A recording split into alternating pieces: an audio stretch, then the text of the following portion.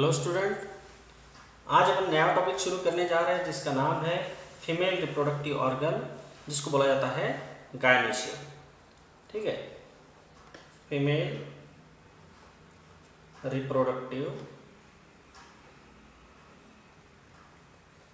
Organ, जिसको क्या बोला जाता है, गायनेशियम।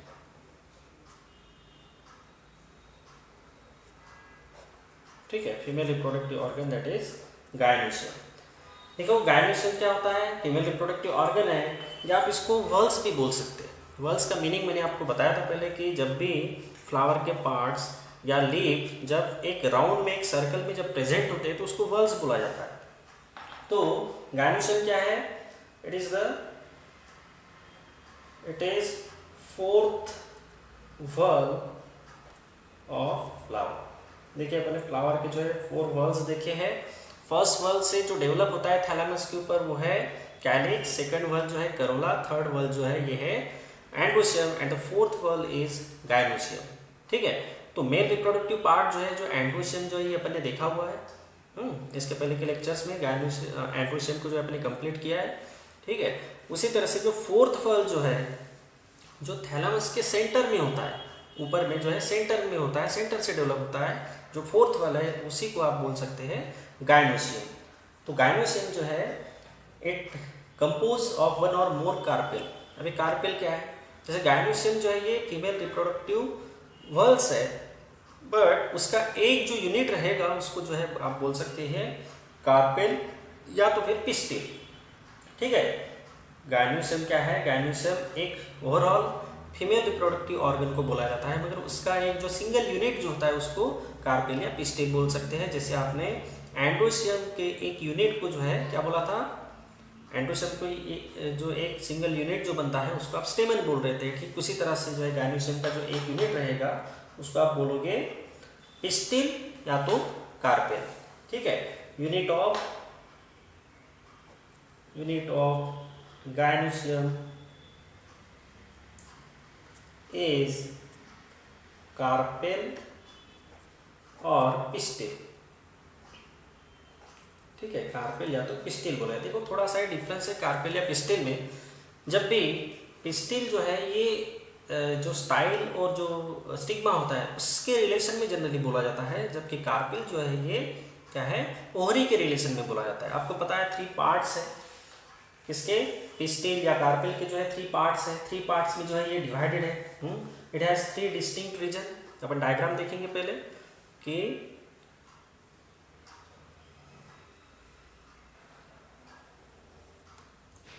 देखिए इस तरह से आपने जो है, और यहाँ पे जो है ये थैलेमस के ऊपर ग्रो हो रहा है, ये समझ लो थैलेमस है। तो थैलेमस का ये फर्स्ट वर्ल था, उसके बाद सेकंड वर्ल जो है ये क्या था, करोला। थर्ड वर्ल जो था ये एंड्रोशियम था, और जो फोर्थ वर्ल जो है ये क्या है आपका गायनेशियम है। इसमें ये 3 पार्ट है। ये जो है इसको बोला जाता है ओवरी, ये जो है इसको बोला जाता है स्टाइल, और ये जो पार्ट है इसको बोला जाता है स्टिग्मा। ठीक है, तो इस तरह से carpel is divided in stigma, style and ovary. It has 3 distinct part, stigma, style and ovary. इसको हम वन बाय वन देखेंगे। तो सबसे पहले देखते हैं स्टिग्मा क्या है।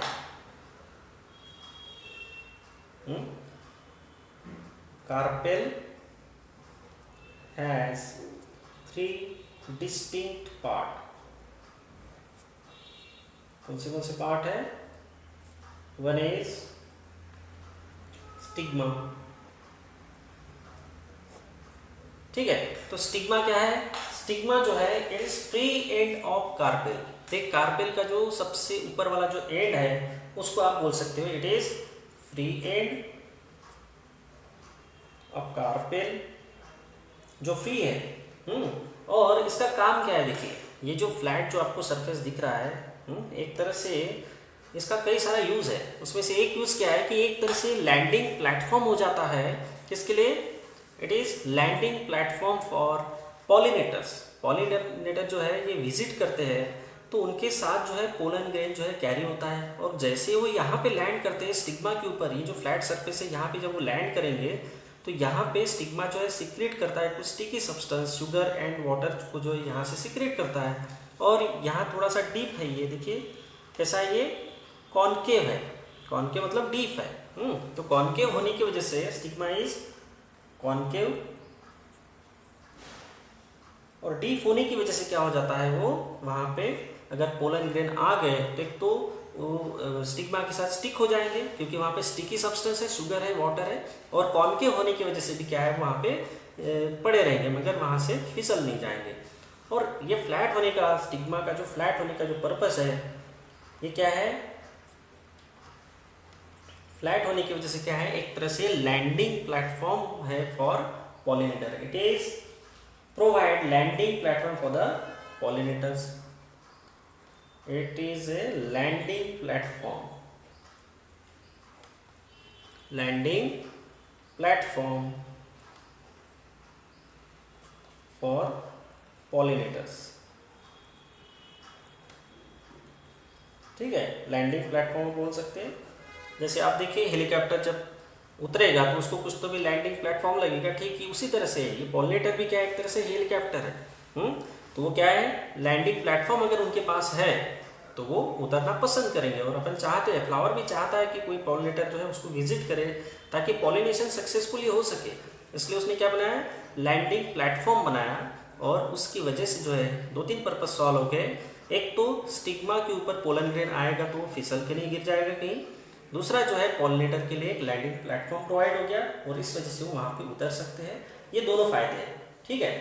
देन उसके बाद देखिए क्या है, दूसरा जो है वो है part style.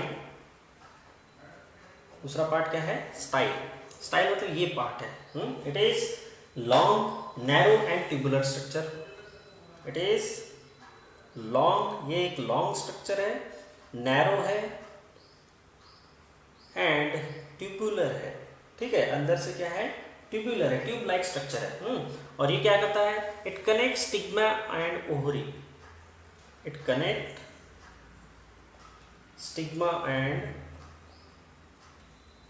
Ovary, ovary and stigma पे कनेक्ट करता है, ठीक है। ट्यूबुलर है, नैरो है, लॉन्ग है, ठीक है। और ये स्टिग्मा और ओवरी को जो है कनेक्ट करता है, और इसको जो है बोला जाता है स्टाइल। और देखिए इसके बारे में और इंफॉर्मेशन क्या है, ये लॉन्ग क्यों है, स्टाइल का जरूरत क्या है कि ये लॉन्ग ही रहे। ये स्टिग्मा जो है डायरेक्टली ओवरी के ऊपर यहाँ पे भी प्रेजेंट हो सकता था, इसके स्टाइल की जरूरत क्या थी, तो स्टाइल की जरूरत किस लिए थी, देखिए जब भी पॉलिनेशन सक्सेसफुल अगर कराना है, अगर ये स्टिग्मा अगर डीप रहता, फ्लावर के अंदर रहता, तो क्या होता कि स्टिग्मा बाहर नहीं रहता तो जो पॉलिनेटर जो आते हैं उनके लिए लैंडिंग प्लेटफॉर्म नहीं मिलता, एक तो ये रीज़न। दूसरा क्या है कि जितना स्टिग्मा बाहर की तरफ रहेगा तो एयर पॉलिनेशन का चांस उतना ही ज़्यादा है। अगर डीप है स्टिग्मा तो फिर पोलन जो है वहाँ पहुँचने के लिए दिक्कत हो सकती है, मगर अगर बाहर की तरफ है, फ्लावर के बाहर की तरफ अगर स्टिग्मा ओपन है तो कहीं से भी पोलन आके उसको इजीली स्टिक हो सकता है। तो ये कुछ है। और एक रीज़न है, देखिए लॉन्ग स्टाइल क्या करती है, long style also provide enough time to divide generative nucleus into the 2 male gamete. देखिए ये बहुत बड़ा पॉइंट है कि ये जो स्टाइल जितनी लॉन्ग रहेगी तो यहाँ पे जब पोलन ग्रेन अगर समझ लो आ गए, ये पोलन ग्रेन है तो आपको पता है कि पोलन ग्रेन जर्मिनेट होता है, यहाँ पे शुगरी सब्सटेंस और वाटर वहाँ पे वो खींचता है इन टाइम, ये आपने देखा हुआ है पहले के लेक्चर्स में। और जैसे ही वो रिसीव करता है, अब्सॉर्ब करता है वाटर और शुगरी सब्सटेंस को, तो वहाँ से पोलन ट्यूब की ग्रोथ होती है और पोलन ट्यूब जो है धीरे धीरे स्टिग्मा को क्रॉस करते हुए स्टाइल तक आती है, ठीक है। और फाइनली यहाँ पे जो है ओहुल होता है, ओहुल में जो है जाके वो फ्यूज होता है मेल गमीट। तो यहाँ पे जितनी लॉन्ग स्टाइल रहेगी उतना उसको टाइम मिल जाता है कि जो जनरेटिव सेल है, जनरेटिव जो न्यूक्लियस है, जो जनरेटिव न्यूक्लियस है वो डिवाइड होगा तो 2 मेल गमीट बनेंगे। और आपको पता है कि जब पोलन ट्यूब की ग्रोथ होती है तभी जाके जो है जनरेटिव सेल डिवाइड होता है, 2 मेल गमीट बनाता है, ठीक है। तो उसके लिए भी स्टाइल की जो है ज़रूरत है। स्टाइल लॉन्ग है तो फिर इनफ टाइम मिल जाता है। अगर स्टाइल अगर नहीं होती, क्या शॉर्ट होती, तो उतना टाइम जो है उसको डिवीजन के लिए नहीं मिलता शायद, और इसी वजह से जो है स्टाइल लॉन्ग है, इलॉन्गेटेड है, ठीक है। और ये क्या करती है, it is elongated to push stigma to receive pollens.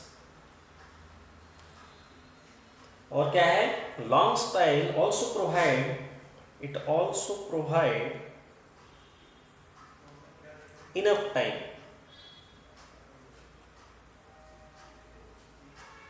to divide generative nucleus into two male gamete। ठीक है, ये स्टाइल का फंक्शन है। देखो बहुत इंपॉर्टेंट फंक्शन है, स्टाइल का बहुत इंपॉर्टेंट फंक्शन है ये। ठीक है, उसके बाद जो थर्ड पार्ट आ जाता है वो आ जाता है, वो है आपका ओवरी। ठीक है, ओवरी देखो क्या है, ovary actually swollen and basal part है कार्पेल का या पिस्टिल का। सोलन ये देखिए स्वेल है यहाँ से, है ना, ये सोलन पार्ट है। ये बहुत इंपॉर्टेंट पार्ट है एक्चुअली, यहीं पे जो है ओवल प्रेजेंट होते हैं।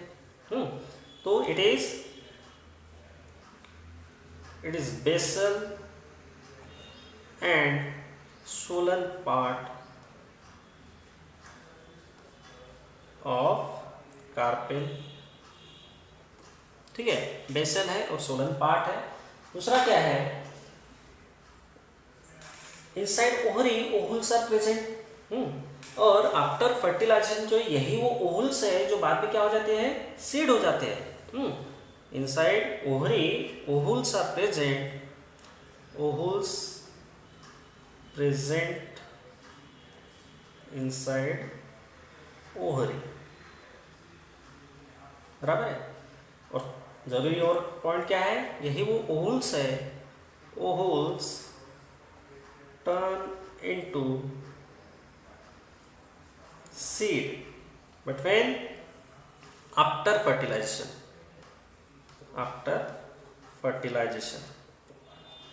जब फर्टिलाइजेशन हो जाएगा तो यही वो ओवल्स से बाद में सीड कहलाते हैं।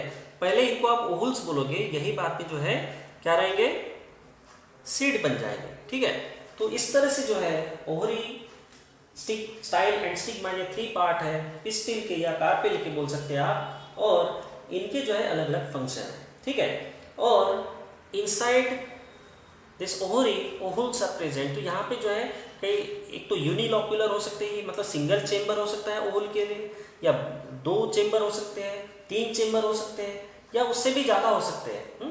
तो ओवल जहाँ पे प्रेजेंट है, ओवल को जो है आप बोल सकते हो megasporangia. Ovule is also called as megasporangia. Ovule is also known as megasporangia, क्योंकि यहाँ पे जो है मेगास्पोर बनते हैं और ओहुल के अंदर बनते हैं, तो ओहुल क्या हो गया, मेगास्पोरेंजिया हो गया। ठीक है, और एक कुशन लाइक स्ट्रक्चर यहाँ पे होता है। देखिए यहाँ पे जो है इस तरह से जो है क्या है, यहाँ पे ये जो है चेम्बर है, जैसे ये अभी क्या है 2 चेम्बर आपको दिखाई दे रहे हैं। ये क्या है, 2 चेम्बर जो आपको दिखाई दे रहे हैं, ऐसे सिंगल भी हो सकता है। ऐसे सिंगल हो सकते हैं, 2 हो सकते हैं, 3 हो सकते हैं, या उससे भी ज़्यादा हो सकते हैं। तो कितने भी यहाँ पे जो है चेम्बर हो सकते हैं, और वो चेम्बर के हिसाब से जो है वहाँ पे एक चेम्बर में 1 ओवल हो सकता है, 2 हो सकते हैं, 3 हो सकते हैं, उससे भी ज़्यादा हो सकते हैं। ठीक है, तो यहाँ पे देखिए, यहाँ पे ये जो टिश्यूज़ है, यहाँ पे कुशन लाइक एक टिश्यूज़ जो है होते हैं, और उन कुशन लाइक टिश्यूज को जो है बोला जाता है placenta. Inside the ovary ovules are present and in the ovules placenta is present. जैसे ये जो है यहाँ पे देखिए, ये जो मैं दिखा रहा हूँ ये ओवल्स है, छोटे छोटे जो है ये क्या है, ओवल्स है, मगर ओवल्स जिस वॉल को अटैच है, ओवल जिस वॉल को अटैच है उसको बोला जाएगा प्लासेंटा। ठीक है, और ये प्लासेंटा जो है इसके साथ एक जो थ्रेड जो आपको दिखाई दे रहा है वो है फ्यूनिकल। ये फ्यूनिकल जो है ओहुल का पार्ट है, वो अपन आगे आने वाले टॉपिक में देखेंगे उसको। मगर ओहुल जो है ओहुरी के साथ प्लासेंटा पे अटैच होते हैं। ओवरी के जो वॉल है प्लासेंटा, उसके साथ जो है ये ओहुल अटैच रहते हैं फ्यूनिकल की हेल्प से। तो stock of ovule is funicle या फ्यूनिकुलस बोल सकते हैं या फ्यूनिकुलम बोल सकते हैं, वो अपन आने वाले टॉपिक में देखेंगे। सो वन और more than one ovule can be present inside the ovary. ऐसा जरूरी नहीं कि जनरली अगर कई जगह पे कई सारे प्लांट में क्या होता है कि एक चेम्बर है, ये पूरा एक चेम्बर होता है तो एक ही ओहुल होता है और एक ही सीड बनता है, मगर ऐसा जरूरी नहीं है। एक की जगह 2 भी चेम्बर हो सकते हैं, 3 भी हो सकते हैं, कितने भी चेम्बर यहाँ पे हो सकते हैं। और एक चेम्बर में एक या एक से ज़्यादा भी ओहुल प्रेजेंट हो सकते हैं, है कि नहीं। तो ये डिपेंड करता है, स्पीसीज टू स्पीसीज जो है ये क्या है, डिपेंड करता है, वैरी करता है, ऐसा कोई फिक्स नहीं है। ठीक है, अब देखिए ये यहाँ पे जो है अपना बेसिक जो इन्फॉर्मेशन है स्टिग्मा, स्टाइल एंड ओवरी की, ये फिनिश होती है। अभी अपन देखिए कि based on the number of carpel the ovary can be divided into different types. ठीक है, नंबर ऑफ कार्पेल मतलब ये एक कार्पेल हो गया, ये क्या है, दिस इज, ये जो है ये कार्पेल हो गया, ये पूरा क्या है, एक कार्पेल है, या तो आप इसको पिस्टिल बोल सकते हैं। ठीक है, तो ये एक है यहाँ पे, मगर ऐसे एक नहीं, एक से ज़्यादा भी हो सकते हैं। अगर एक से ज़्यादा है, समझ लो मैं यहाँ पे अगर 2 इसी तरह से मैं ड्रॉ कर लूँ तो वो क्या हो जाएगा, बाय कार्पेलरी हो जाएगा। ठीक है, अगर मैं 3 ड्रॉ करूँ तो ट्राई कार्पेलरी, अगर मैं 5 ड्रॉ करूँ तो पेंटा कार्पेलरी, या फिर उससे भी ज़्यादा है तो मल्टी कार्पेलरी। इस तरह की कंडीशंस बनती है, और वो जो कंडीशंस है वो मोनोकार्पेलरी हो सकती है, बाय कार्पेलरी हो सकती है, ट्राई कार्पेलरी हो सकती है, पेंटा या मल्टी कार्पेलरी भी हो सकती है। ठीक है, तो वो नंबर ऑफ कार्पेल कितने हैं उसके ऊपर डिपेंड है कि वो क्या कंडीशन है। तो मोनोकार्पेलरी, इट में बी मोनो, ठीक है, मोनोकार्पेलरी, या तो फिर बाय कार्पेलरी, या तो फिर ट्राई, या इस तरह से जो है कितना भी हो सकता है। ठीक है, बट ये किसके ऊपर बेस्ड है, नंबर ऑफ कार्पेल्स कितने हैं उसके ऊपर, नंबर ऑफ कार्पेल्स या पिस्टिल आप बोल सकते हैं, उसके ऊपर जो है ये monocarpellary, bicarpellary, tricarpellary, pentacarpellary, इस तरह से मल्टी कार्पेलरी ये हो सकता है। और अगर देखिए यहाँ पे अगर सिंगल है तो ये ऑब्वियसली फ्री है, एक सिंगल कार्पेल है तो यहाँ तो कोई डाउट नहीं है, ये तो ऑब्वियसली फ्री है। मगर जब एक से ज़्यादा कार्पेल है और वो अगर फ्यूज है या फ्री है, इसकी भी 2 कंडीशन बनती है। देखिए जो मॉर्फोलॉजी वाला चैप्टर जब अपन पढ़ते हैं 11 में, तो उसमें ये होता है कि 2 कंडीशन अपन ने देखी हुई है। अगर एक से ज़्यादा कार्पेल अगर प्रेजेंट है तो 2 चांसेस बनते हैं, एक को बोला जाता है अपोकार्पस। अपोकार्पस में क्या होता है, अपोकार्पस में carpels are free, carpels are free. ठीक है, तो उसको बोलेंगे अपोकार्पस। और अगर कार्पेल जो है एक दूसरे से अटैच है, एक दूसरे से अटैच है मतलब कहाँ पे अटैच है, ओहुरी के पॉइंट पे अटैच अगर है, ऊपर स्टाइल या स्टिग्मा को यहाँ कंसिडर नहीं किया जाता उतना, मगर अगर ओहुरी से अगर अटैच है तो उसको बुलाया जाएगा सिनकार्पस। क्या बोला जाएगा, सिनकार्पस। सिनकार्पस में क्या रहेगा, कार्पेल्स आर यूनाइटेड। क्या है, कार्पेल्स यूनाइटेड है। तो देखिए 2 कंडीशन बन जाती है, एक सिनकार्पस एक अपोकार्पस। मगर ये कब बनती है, जब मोनोकार्पेलरी कंडीशन नहीं है, बाय कार्पेलरी, ट्राई कार्पेलरी, पेंटा कार्पेलरी जब कंडीशन बनेगी, मतलब मोनोकार्पेलरी छोड़ के जो भी आगे की कंडीशन बनती है, तो वहां पे ये चांसेस बनते हैं, एक तो कार्पेल एक दूसरे से फ्यूज होंगे या तो फिर सेपरेट होंगे। फ्यूज है तो उसको सिनकार्पस, अगर सेपरेट है एक दूसरे से तो अपोकार्पस। इस तरह से 2 कंडीशन वहां पे बनती है। ठीक है, और if the ovaries are free but other parts are fuse, तो उसको क्या बोलेंगे फिर। देखिए अपोकार्पस में मैं बोला कि ओवरी फ्यूज है, बाकी भले ही सेपरेट है, तो भी आप क्या बोलोगे कि फ्यूज तो है, स्टाइल और स्टिग्मा की पॉइंट पे फ्यूज है। और अगर ओवरी फ्री है तो भी उसको आप क्या बोलोगे, अपोकार्पस। स्टिग्मा और स्टाइल क्या है, फ्यूज है, और ओवरी अगर सेपरेट है तो भी वो क्या है, अपोकार्पस कंडीशन है, मतलब फ्री है। ठीक है, मतलब ओवरी को यहाँ रेफरेंस माना जाएगा। और समझ लो ओवरी फ्यूज है और स्टाइल एंड स्टिग्मा फ्री है, बट ओवरी फ्यूज है, तो उसको जो है सिनकार्पस माना जाएगा। तो आप ये नहीं बोलोगे कि सर स्टिग्मा और स्टाइल तो फ्री है। तो स्टिग्मा और स्टाइल को नहीं, ओहरी को यहाँ पे वैल्यू दिया जाता है, ओहरी को कंसिडर किया जाता है। तो स्टिग्मा स्टाइल अगर फ्री है और ओहरी फ्यूज है तो सिनकार्पस, स्टिग्मा स्टाइल अगर समझ लो यूनाइटेड है बट ओहरी फ्यूज है तो वो सिनकार्पस है। और इसके उल्टा क्या रहेगा, ओहरी अगर फ्री है और स्टिग्मा स्टाइल भले ही फिर फ्यूज है तो भी वो जो है क्या रहेगा, उसको जो है सिनकार्पस जो है माना जाएगा फिर। ठीक है, तो इस तरह से मैं लिख देता हूँ सेंटेंस के ताकि आप जो है उसको याद रख सको।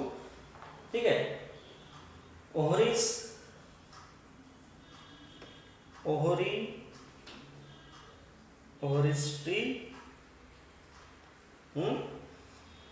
but other parts,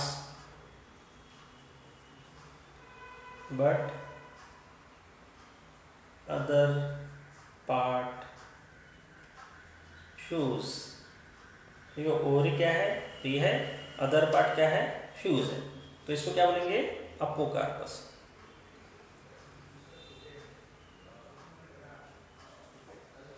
क्या बोलेंगे, अपोकार्पस। ठीक है, ये आपको याद रखना है कि ओहरी के रेफरेंस में जो है आपको ये यहाँ पे बात करनी है।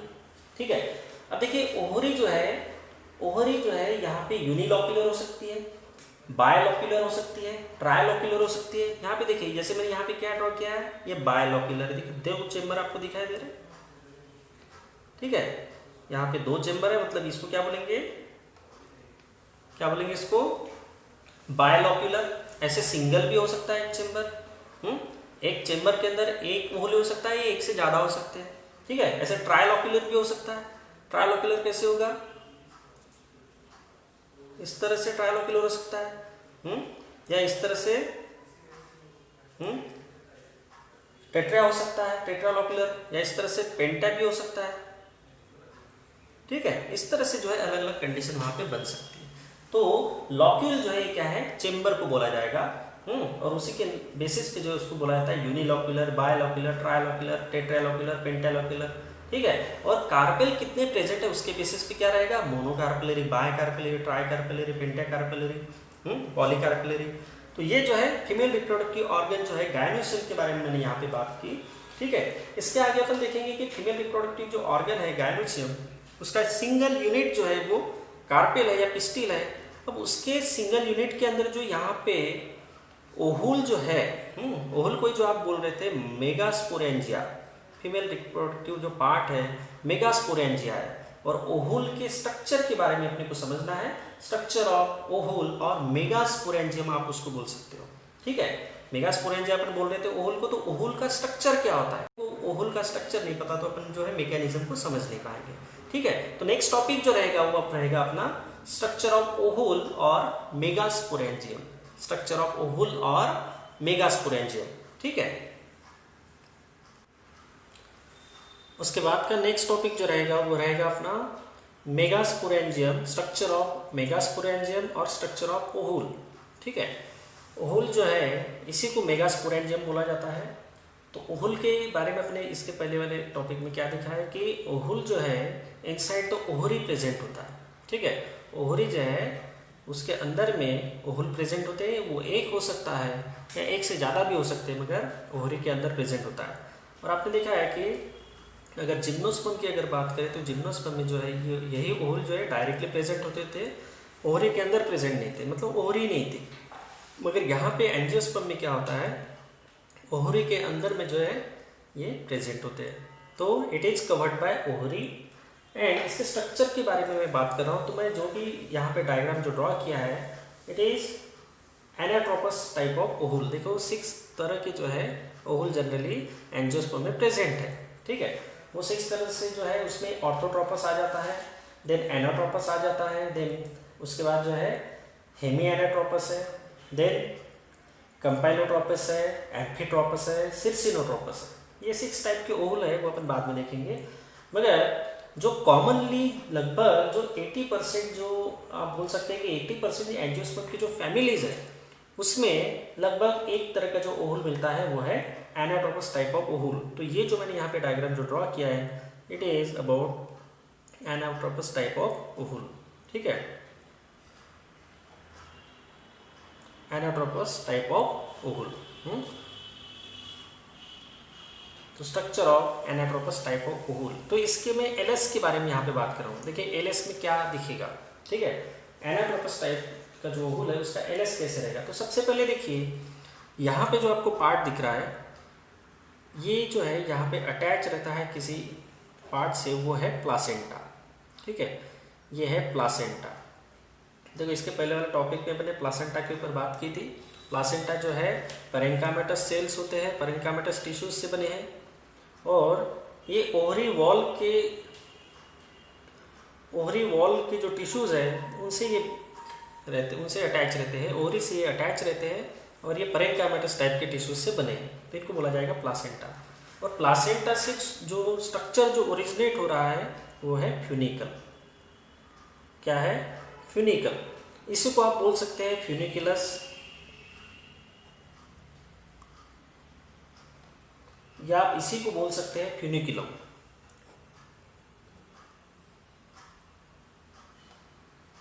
ठीक है, या तो आप फ्यूनिकुलम बोलिए, या तो फ्यूनिकुलस बोलिए, या तो फ्यूनिकल बोलिए। कॉमनली जो इसको फ्यूनिकल बोला जाता है। और फ्यूनिकल मतलब क्या है? Funicle is a stalk of ovule. Stalk of ovule इसको बोला जा सकता है, ठीक है। फ्यूनिकल मतलब स्टॉक ऑफ ओहुल।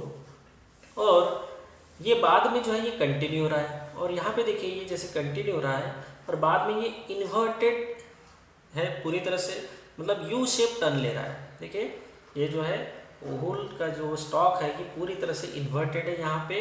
तो बॉडी जो है ये ऊपर वाला है, ये जो पोर्शन है ऊपर वाला ये बॉडी है, और ये जो आपको दिख रहा है ये क्या है? इसका स्टॉक है। तो stock of ovule is funicle या फ्यूनिकुलम। एंड इनसाइड द फ्यूनिकुलम आपको जो रेड वाला जो पोर्शन दिख रहा है ये उसका क्या है? वैस्कुलर सप्लाई है, ठीक है।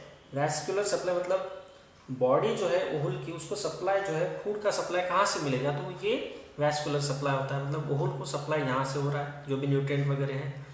और आप यहाँ देखिए कुछ जो पार्ट है, यहाँ पे आप देखिए कि कुछ पार्ट इस साइड में देखिए इस तरह से फ्यूनिकल नहीं है, मगर इस साइड में आपको फ्यूनिकल दिख रहा है।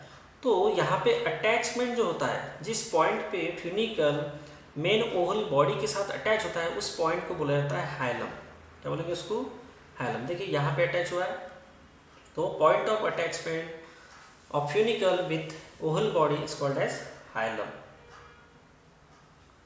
ठीक है। ये हाइलम है, जहाँ पे फ्यूनिकल मेन ओहुल बॉडी के साथ अटैच होता है, उसको बोलेंगे हाइलम। और आप देखिए ये जो फ्यूनिकल है यहाँ अटैच होने के बाद भी कुछ देर और कंटिन्यू हो रहा है, ये देखिए और कंटिन्यू हो रहा है। तो ये जो एक साइड में, मतलब लैटरल साइड में, किसी एक साइड में ये जो है एक्स्ट्रा अटैचमेंट जो है फ्यूनिकल की होती है, किसी एक साइड में होगी, जैसे इस साइड में नहीं है, इस साइड में ये प्रेजेंट है। तो ये जो एक्स्ट्रा जो अटैचमेंट है ये किस लिए है? ये एक्स्ट्रा सपोर्ट के लिए है ओहुल के। तो इसलिए इसको बोला जाता है रैफी। क्या बोला जाएगा इसको? रैफी। क्या बोलेंगे इसको? रैफी।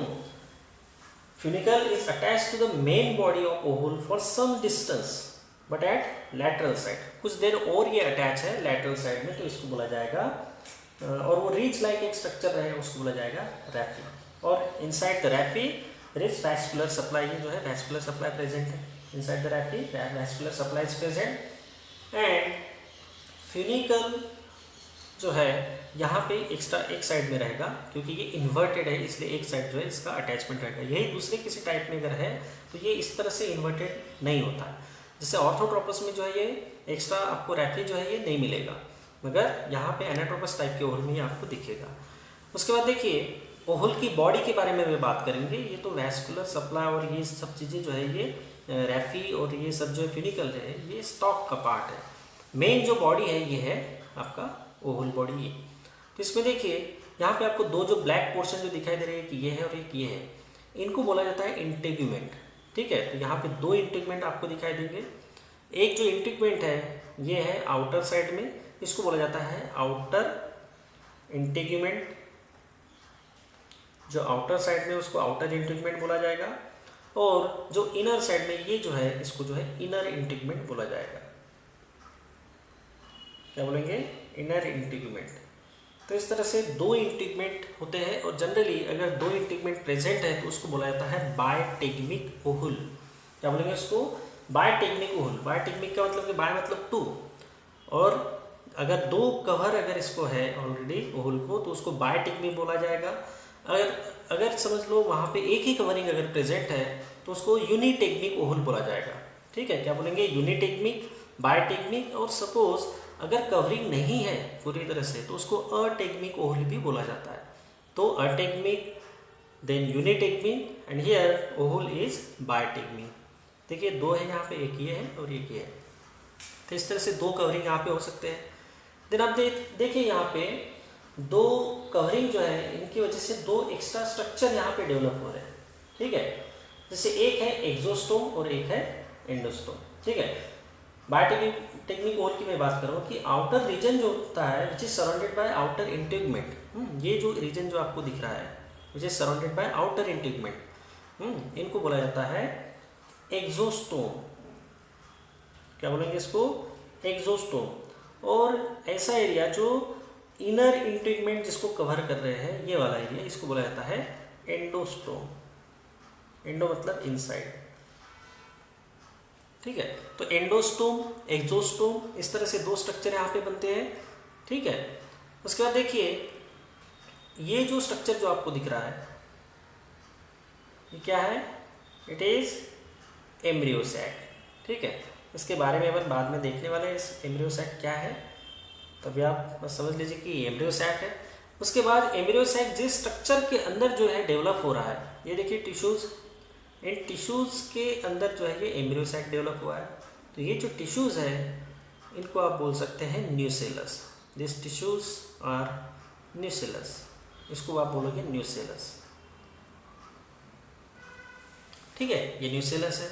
न्यूसेलस के कुछ टिश्यूज़ में जो है चेंजेस आता है और वो बाद में एम्ब्रियो सैक बन जा रहा है। ठीक है, और एग्जैक्टली आप देखिए यहाँ पे एक ओपनिंग बन रही है। देखिए आउटर इंटीग्यूमेंट और इनर इंटीग्यूमेंट कुछ जगह पे, कुछ पॉइंट पे अब्सेंट है।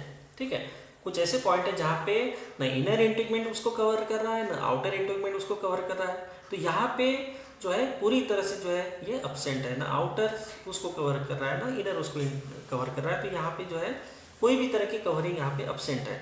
तो ऐसे अगर ओपनिंग अगर ओहुल में है तो उसको बोला जाता है माइक्रोपाइल। क्या बोलेंगे उसको? Micropyle. Micropyle is the opening of ovule. Micropyle is the opening of ovule. और माइक्रोपाइल के एग्जैक्टली अपोजिट आपको एक स्ट्रक्चर जो दिख रहा है जहाँ से सपोज इंटीग्यूमेंट, ये दोनों जो इंटीग्यूमेंट जहाँ से स्टार्ट हो रहे हैं, ठीक है ना, ये जो इंटीग्यूमेंट जहाँ से स्टार्ट हो रहे हैं वो जो एरिया है उस एरिया को बोला जाता है चलाइजा। और ये चलाइजा जो है जनरली माइक्रोपाइल की एक लाइन में होता है, 180 के एंगल से ये प्रेजेंट होता है, एक ही लाइन में ये प्रेजेंट रहते हैं जनरली। तो माइक्रोपाइल और चलाइजा जो है एक लाइन में रहेंगे और ये जो एक लाइन में जो रहेंगे, और यहाँ पे आप जो हाइलम जो देख रहे हैं ये माइक्रोपाइल के क्लोज रहेगा। तो हाइलम और माइक्रोपाइल क्लोज रहेंगे एनाट्रोपस टाइप ऑफ ओहुल में। ठीक है, और माइक्रोपाइल और चलाइजा जो है 180 के एंगल में रहेंगे। ठीक है, तो ये तरह का अगर ओहुल बनता है तो इसको जो है बोला जाता है एनाट्रोपस टाइप ऑफ ओहुल। और एक स्ट्रक्चर आपको दिखाई दे रहा होगा, ये देखिए ये थ्रेड लाइक जो स्ट्रक्चर आपको दिखाई दे रहे हैं। ठीक है, ये थ्रेड लाइक जो स्ट्रक्चर जो आपको दिखाई दे रहे हैं इनका बड़ा यूज है। देखिए जब भी पोलन ग्रेन स्टिग्मा के ऊपर आ गया, फिर पोलन ग्रेन आने के बाद जो है उसका जर्मिनेशन स्टार्ट हुआ, शुगर की वजह से, वाटर की वजह से जो स्टिग्मा सीक्रेट कर रहा था। तो वहाँ से जब पोलन ट्यूब की ग्रोथ शुरू हो गई तो पोलन ट्यूब धीरे धीरे स्टिग्मा को क्रॉस करेगा, स्टाइल को क्रॉस करेगा और धीरे धीरे ओहुल तक के पहुँच जाएगा। तो जब ओहुल तक के पहुँचने के बाद जो है पोलन ट्यूब की जो एंट्री होती है ओहुल के लिए वो इसी पॉइंट से होती है, माइक्रोपाइल से। ठीक है, तो माइक्रोपाइल इसीलिए वहाँ पे डेवलप हुआ है ताकि पोलन ट्यूब जो है यहाँ से अंदर में जो है एंटर हो सके। ठीक है, तो माइक्रोपाइल इसी वजह से वहाँ पे जो है इनर इंटीग्यूमेंट या आउटर इंटीग्यूमेंट अब्सेंट है, ताकि ओहुल की जो अंदर में जो एंट्री का जो पॉइंट है वो यही है। तो पोलन ट्यूब आती है और इस पॉइंट से वहाँ पे वो एंटर करती है, तो उसको माइक्रोपाइल बोला जाता है। मगर इसमें एक चीज़ उसको हेल्प करती है, पोलन ट्यूब को गाइड करने के लिए एक स्ट्रक्चर जो डेवलप हुए हैं वो है ऑब्चुरेटर। ये जो दिख रहा है आपको ये क्या है? ऑब्चुरेटर इनको बोला जाता है। ऑब्चुरेटर का काम क्या है? ऑब्चुरेटर क्या करते हैं? ये क्या करते हैं? ये उसको गाइड करते हैं। They guide and provide passage for the polar tube towards the micropyle. एक तो गाइड करेंगे और पैसेज प्रोवाइड करेंगे ताकि वो माइक्रोपाइल से उसकी प्रॉपर एंट्री हो जाए। तो ये भी बड़े काम के हैं। Sometime they may attach with the placenta, कभी कभार वो जो है प्लासेंटा को भी अटैच हो सकते हैं इस तरह से। तो प्लासेंटा के ऊपर हो सकते हैं या फिर फ्यूनिकल के ऊपर हो सकते हैं, और वो पोलर ट्यूब की जो एंट्री है वो प्रॉपर होने के लिए जो है हेल्प करते हैं। तो ऑब्चुरेटर भी इंपॉर्टेंट स्ट्रक्चर है। तो आपने क्या क्या देखा, फिर इसमें फ्यूनिकल है, देन हाइलम है। हाइलम जो है, फ्यूनिकल क्या है, फ्यूनिकल मतलब स्टॉक ऑफ ओहुल। ठीक है, देखिए मैं एक एक पॉइंट में आपको जो है डिस्क्राइब कर दे रहा हूँ यहाँ पे। Stalk of ovule is funicle. Stalk of ovule क्या है, फ्यूनिकल है। Then point of attachment of funicle with ovule body क्या है, वो हाइलम है।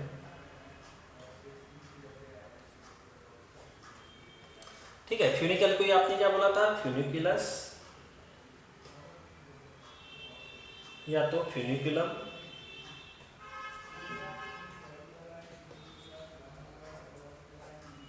और हाइलम मतलब point of attachment of funicle with the ovule body, जहाँ पे जो फ्यूनिकल जो है मेन ओहुल बॉडी के साथ अटैच होता है, उस पॉइंट को जो है हाइलम बोला जाता है। ठीक है, और ये जो रैफी जो है, रैफी क्या है, रैफी क्या रहेगा, रैफी मतलब some distance is also covered by this funicle. Funicle extra जो है एक्सटेंड हो चुका है। यहाँ पे देखिए, यहाँ अटैचमेंट के बाद उसकी जरूरत नहीं थी, मगर वो फिर भी एक्स्ट्रा जो है यहाँ पे अटैचमेंट आपको जो दिख रहा है, ये अटैचमेंट मतलब क्या है, रैफी।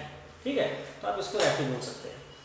इसका लिखता हूँ, funicle is attach to the main body of ovule for some distance।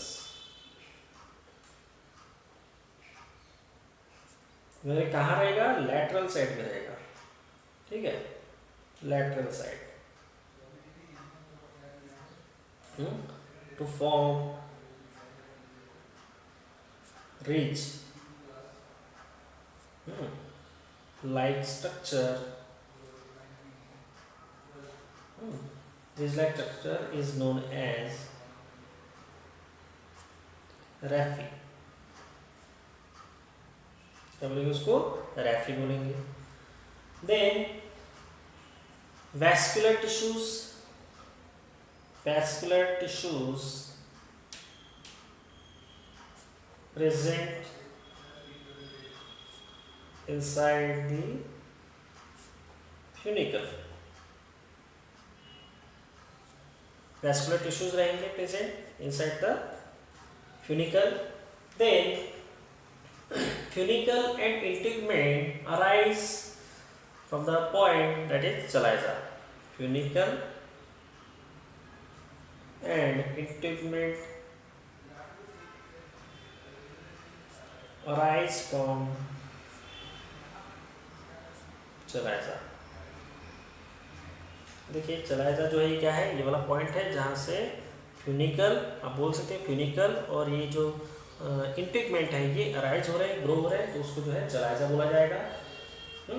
और in the ovule body where funicle outer and inner integument is absent, in ovule body integument absent, उसको क्या बोलेंगे, माइक्रोपाइल। क्या बोलेंगे उसको, माइक्रोपाइल। बहुत important part है ये, यहीं से पोलर ट्यूब की एंट्री होती है, तो उसको माइक्रोपाइल बोलेंगे। Then the micropyle in bitegmic has two parts, outer region which is surrounded by outer integument and is called as exostome. Outer region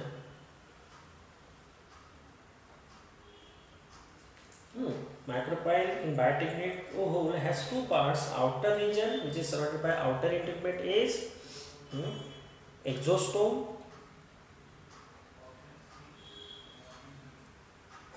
micropyle का ये जो पार्ट है, माइक्रोपाइल दो इसमें डिवाइडेड हो गया अभी। एक आउटर पार्ट जिसको आउटर इंटीग्मेंट कवर कर रहा है तो उसको एक्सोस्टोम बोलेंगे, एंड जो इनर इंटीग्मेंट जो कवर कर रहा है, inner region of micropyle, inner region of micropyle is endostome. Inner region of micropyle is endostome. Then if two integuments are present, then it is called as bitegmic. If two integuments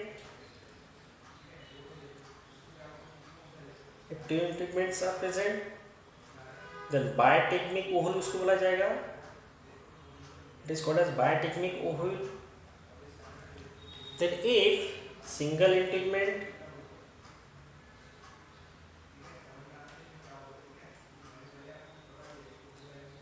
then उसको यूनिटेक्निक बोला जाएगा. Then if it is without integument, without integument, then it is called as अटेक्निक. क्या बोलेंगे उसको? अटेक्निक. अटेक्निक मतलब absent है यहाँ पे सिंगल है, यहाँ पे जो है बाय मतलब टू है. इस तरह से जो है how many integuments are present on that basis it is categorized. Then अब देखिए, in most of the angiosperm entire part of nucleus is utilized by developing embryo. ये जो एम्ब्रियो ये क्या करता है, ये न्यूक्लियस के जो सेल्स है इसको पूरी तरह से जो है क्या कर लेता है, यूटिलाइज कर लेता है. जब भी वो डेवलप हो रहा है तो ये एम्ब्रियो साइट ने पूरी तरह से न्यूक्लियस को यूटिलाइज कर लिया. मगर क्या होता है, कभी किसी प्लांट में ऐसे देखा गया है कि वहाँ पे वो पूरी तरह से यूटिलाइज नहीं होता.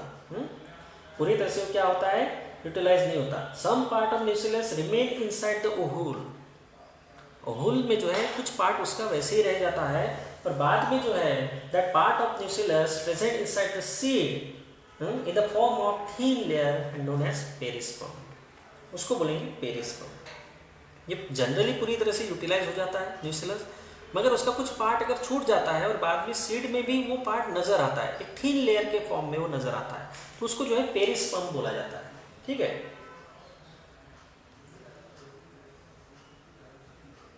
क्या बोलेंगे उसको? Perisperm. The thin part of nucellus if present in the seed तो उसको बोला जाएगा पेरिस्पर्म. एक थीन लेयर सा जो है उसको कवर करता है वो, और उस वजह से उस थीन लेयर को जो है पेरिस्पर्म बोला जा सकता है. वो एक्चुअली न्यूक्लियस है मगर वो यूज नहीं हुआ. देन ऑब्चुरेटर, मैंने बताया आपको ऑब्चुरेटर क्या है. Obturator is some filaments are attached to the funicle. Sometimes it may attach to the placenta and it is known as obturator. Some filament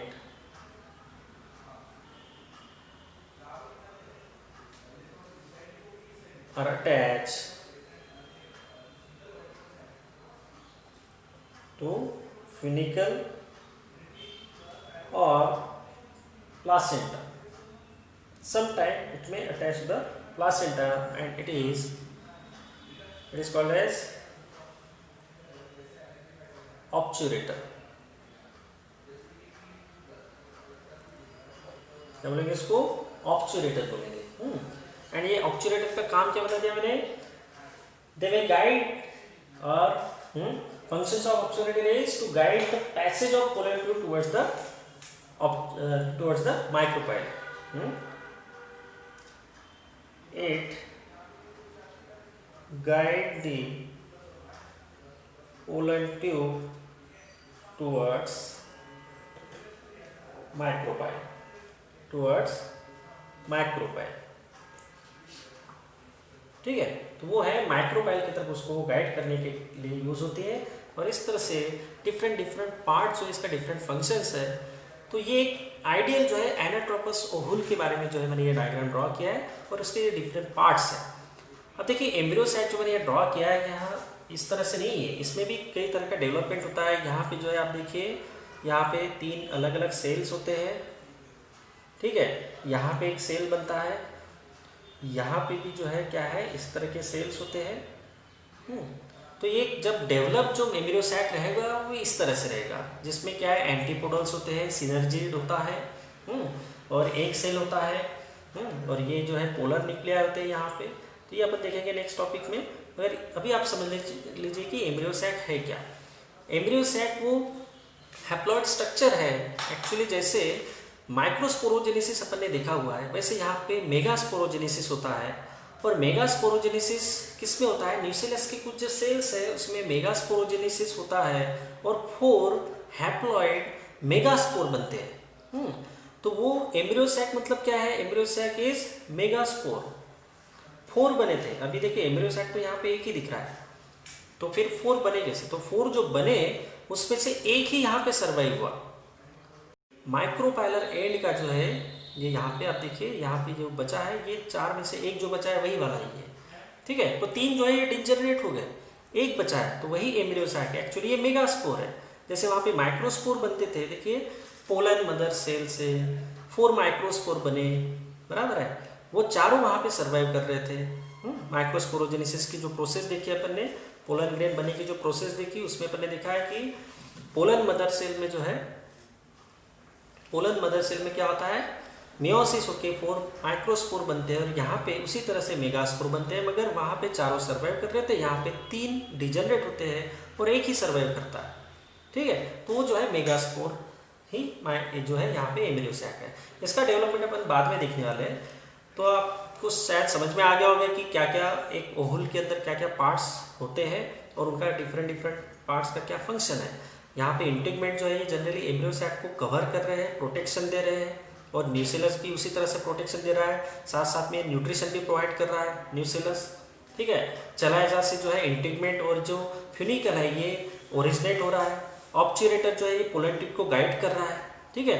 और ओहुल माइक्रोपाइल की जो 2 एरिया जो बन रहे हैं, एक एरिया को जो है ये जो आउटर इंटीग्मेंट है ये कवर करे, उसको एक्सोस्टोम बोला गया है, और जो इनर इंटीग्मेंट को जो एरिया कवर कर रहा है वो एंडोस्टोम है, ठीक है। हाइलम मतलब क्या है, हाइलम जो है पॉइंट ऑफ अटैचमेंट है, जहाँ पे फ्यूनिकल मतलब स्टॉक ऑफ ओहुल और मेन बॉडी ऑफ ओहुल, जो हाइलम से जो आगे इतना जो पार्ट है ये क्या है, मेन ओहुल की बॉडी है, और हाइलम जो है ये अनदर पार्ट है। तो बेसिकली ओहुल को 2 पार्ट में डिवाइड किया गया है, ठीक है। ओहुल बॉडी एंड फ्यूनिकल, ये 2 पार्ट है ओहुल के, ठीक है।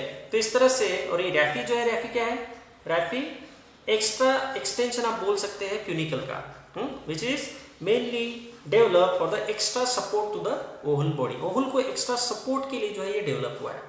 और उसी के अंदर जो आप देखिए फ्यूनिकल में और रैफी में आप देख रहे हैं कि वैस्कुलर सप्लाई भी है, और ये वैस्कुलर सप्लाई जो है क्या कर रहा है, प्लासेंटा से न्यूट्रिशन जो आ रहा है वो यहाँ पे ओहुल के मेन बॉडी को सप्लाई हो रहा है। तो इस तरह से एनाट्रोपस टाइप का ओहुल जो है ये आइडियल एनाट्रोपस ओहुल का स्ट्रक्चर है।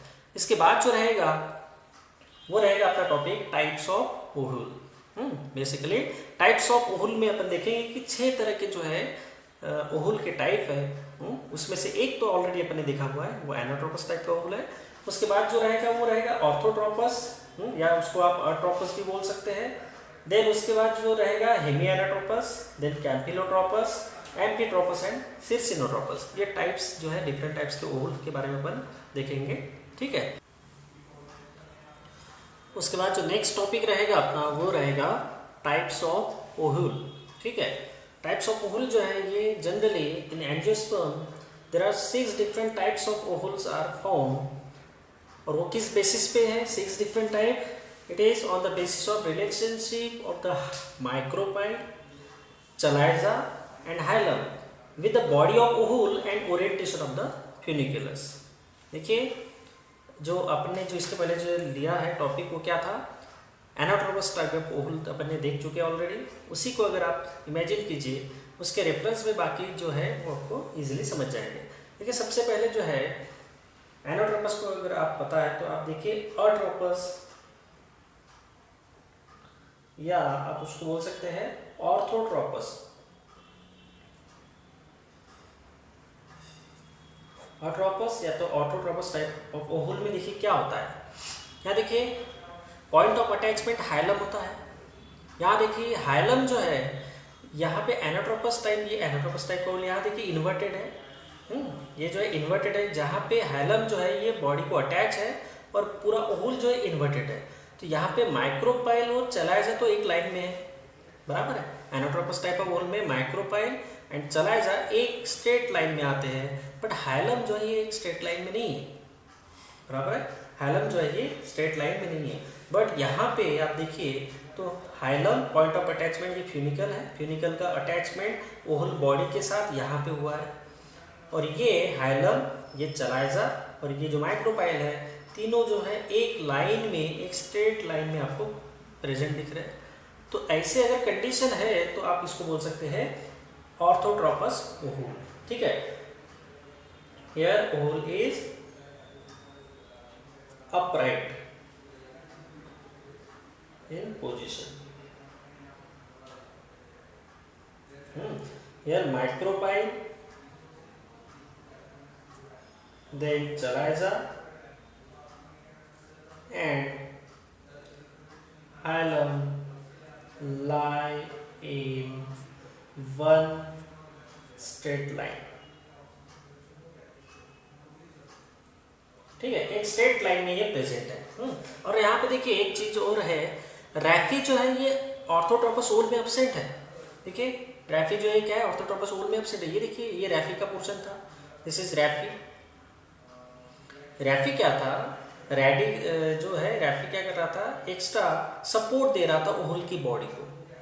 तो ये जब एक साइड से जब ओहुल अटैच है, जब इन्वर्टेड था तब इसकी जरूरत थी रैफी की।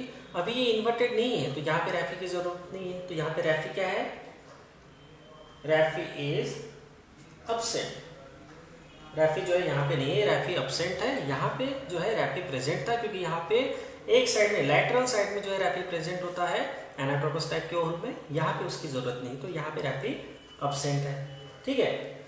एंड इसको बोला जाता है it is most primitive and most simple type of ovule of angiosperm. देखिए इस तरह का जो है, आप देखिए जिम्नोस्पर्म में इस तरह के ओहुल जनरली प्रेजेंट है। जिम्नोस्पर्म में आपको सभी जो है ऑर्थोट्रोपस टाइप के ओहुल ही मिलेंगे, ठीक है। जिम्नोस्पर्म में एक खासियत है कि वहाँ पे ऑर्थोट्रोपस ओहुल है, मगर अगर मैं सेकंड जो है बी जो है एनाट्रोपस टाइप का ओहुल जो है, मोस्ट ऑफ द एंजियोस्पर्म में यही देखा जाता है।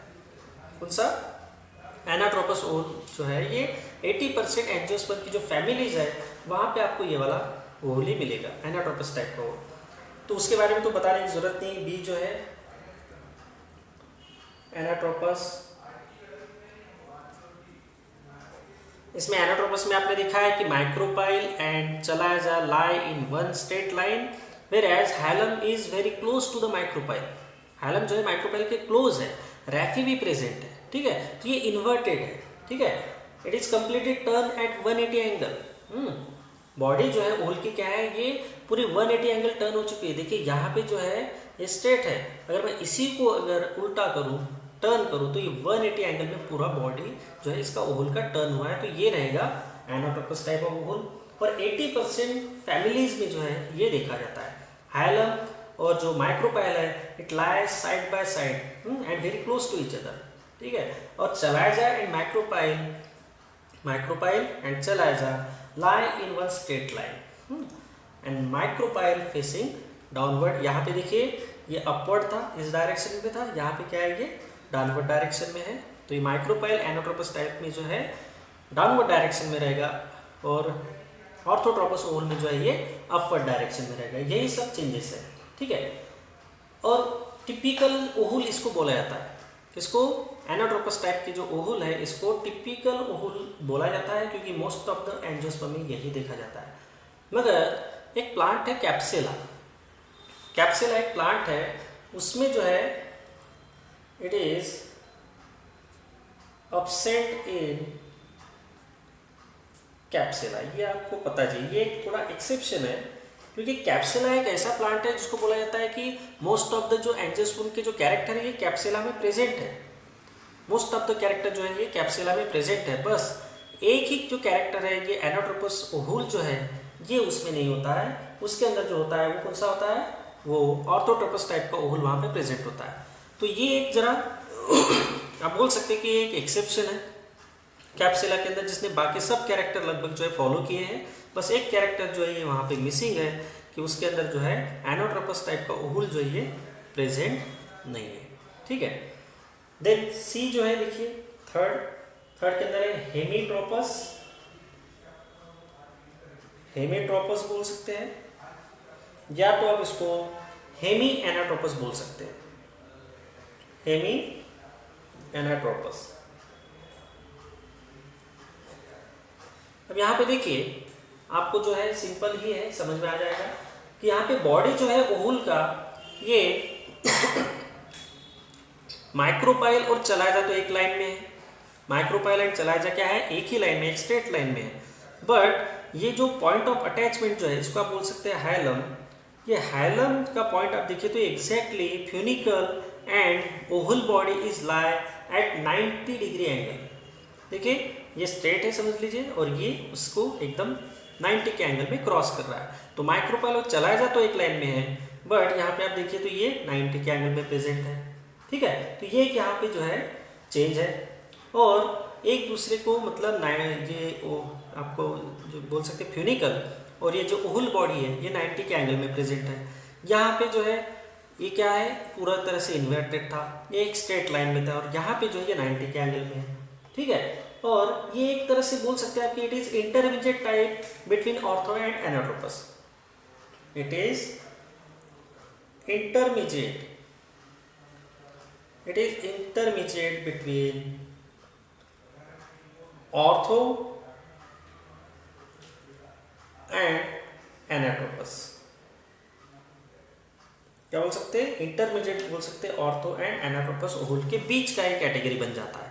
ठीक है, यहाँ पे ये स्ट्रेट है, यहाँ पे ये पूरा बेंड हो गया है, यहाँ पे पूरा बेंड नहीं हुआ, आधा बेंड हुआ है, इसके और इसके कंपेरेटिव ये आधा बेंड हुआ है। तो इस तरह से आप इसको बोल सकते हैं कि हेमी एनाट्रोपस या तो हेमीट्रोपस ओहुल।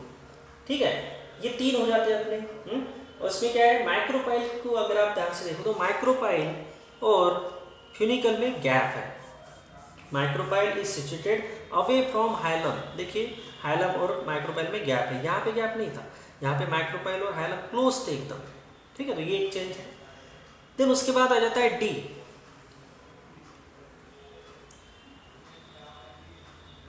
ये है कंपाइलोट्रोपस। क्या है, कंपाइलोट्रोपस। यहाँ पे आप देखिए कंपाइलोट्रोपस में क्या है, ओहुल कर्व तो हुआ है, micropyle and chalaza do not present in straight line. देखिए ये माइक्रोपाइल है, ये चलाइजा है, क्या स्ट्रेट लाइन में, क्या ये देखो स्ट्रेट लाइन तो इधर जा रही है, ये तो इधर है, तो एक स्ट्रेट लाइन में ये प्रेजेंट नहीं है, इनका एंगल जो है चेंज है। Nucellus is present in curve position. यहाँ देखिए न्यूसेलस जो है जनरली अपन यहाँ दिखा, देखिए एक स्ट्रेट इसमें दिख रहा है, यहाँ पे भी स्ट्रेट है, यहाँ पे भी ये स्ट्रेट है, जो डॉटेड जो है ये क्या है, न्यूसेलस है। तो यहाँ न्यूसेलस डॉटेड जो देखिए आप कैसे है, यहाँ पे कर्व हो चुका है, देखो चेंज हो रहा है शेप। तो यहाँ पे nucellus is curve, nucellus is in curve position. Then micropyle and chalaza do not present in straight line। दिख रहा है क्या, स्ट्रेट लाइन में नहीं है, तो ये स्ट्रेट लाइन में नहीं रहेगा ऑब्वियसली। तो ये एक यहाँ पे चेंज है, ये यहाँ पे चेंज रहेगा। Then micropyle come close to the hilum. इसके कंपेरेटिव अगर आप देखो तो यहाँ पे माइक्रोपाइल और ये जो हाइलम जो है, इसमें आपको जो है काफ़ी नज़दीक दिखेगा ये, इसके कंपैरेटिव, इन दोनों के कंपैरेटिव ये क्या है, ज़्यादा क्लोज है हाइलम और माइक्रोपाइल। ठीक है, तो आप बोल सकते हैं कि micropyle come close to the hilum, micropyle come close to hilum, micropyle come close to the hilum. Then उसके बाद ई, ई जो है ये है एम्फिट्रोपस ओहूल।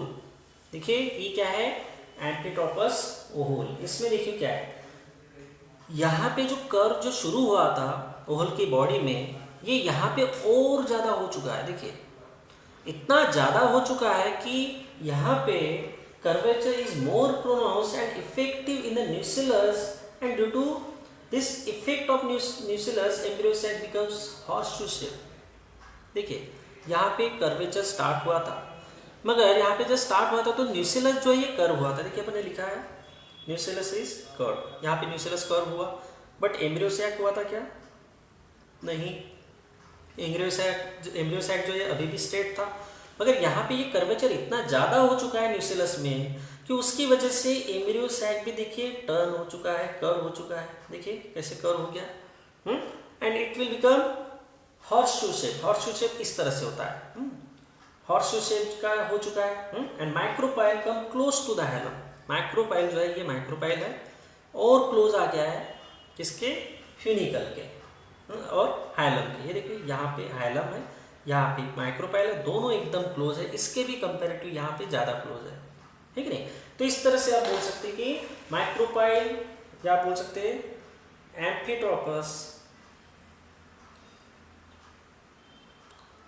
एम्फिट्रोपस में क्या हुआ, एम्फिट्रोपस में जो है curvature is more pronounced, curvature is more pronounced, and embryo sac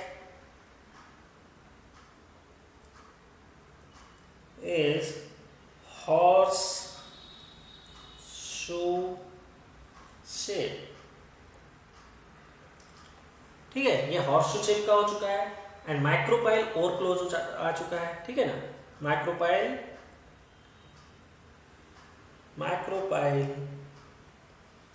come close to the hilum.